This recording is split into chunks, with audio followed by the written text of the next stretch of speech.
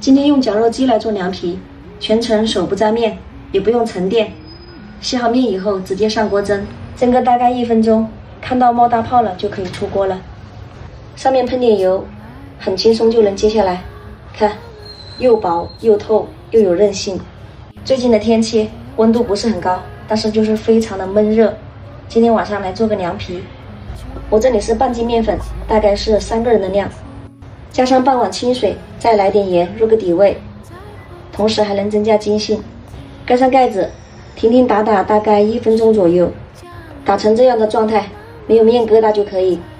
刚开始它的面筋是脆的，让它醒30分钟。醒面这个时间就可以弄点配菜了。再来抹点这个姜蓉和蒜蓉，倒点凉白开，这就是蒜蓉水了。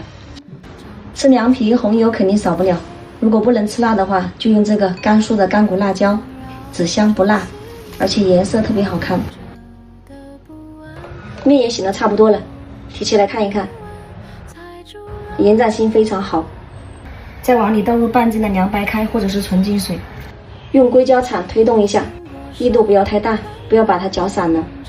倒到漏勺里面，不用额外加水了，就这样晃动一下，然后再舀点这个水。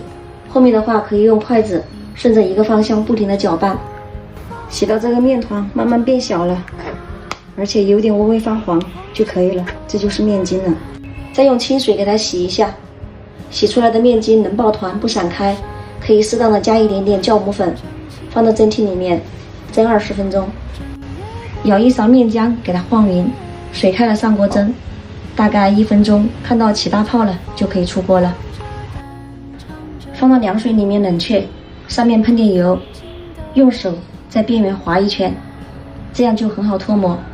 看，又薄又透又有韧性，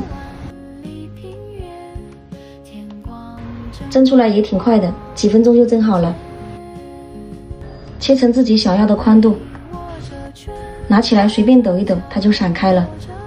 放上自己喜欢吃的配菜，我放的是黄瓜丝和绿豆芽。刚刚蒸好的面筋，调味来上2-3圈的生抽、陈醋、花椒粉、适量的白糖、味精、蒜蓉水，这个可以多来一点，辣椒油，再来1把花生碎，最后再撒点葱花。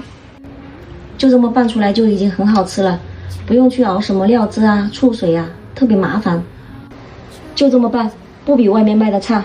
家里有香油的还可以加点香油。吃饭喽！好了，那今天的视频就到这里了，祝大家生活愉快，明天见。